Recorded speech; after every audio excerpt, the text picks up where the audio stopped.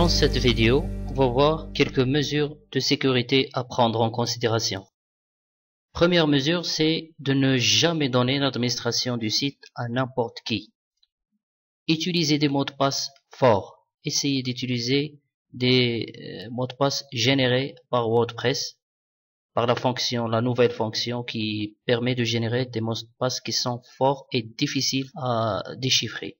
Et n'utilisez pas des mots de passe comme 3.1, 3.0, etc. Ce sont des mots de passe très faibles.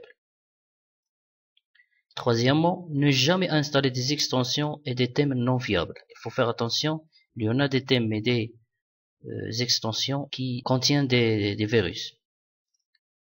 Quatrièmement, il faut installer des extensions de sécurité, à savoir Akismet, Limit Login Attempt et Back WP App Free.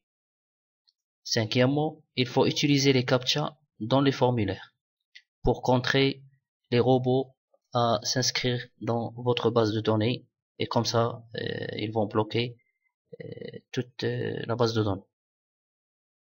Sixièmement, faire un sauvegarde manuel du contenu du site de temps en temps. Oui, de temps en temps, vous pouvez faire des sauvegardes manuelles ou bien automatiques en utilisant Back WP App.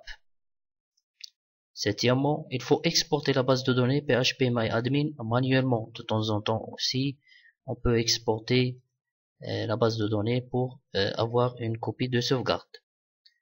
Huitièmement, en cas de problème, supprimez les thèmes et plugins douteux manuellement dans le dossier wamp/3w/wp content. Ça, c'est le dossier qui contient le contenu de votre site, bien sûr. Mais lorsque vous allez publier votre site web, ça va être sur le net, bien sûr, sur le serveur que vous allez, bien sûr, emprunter.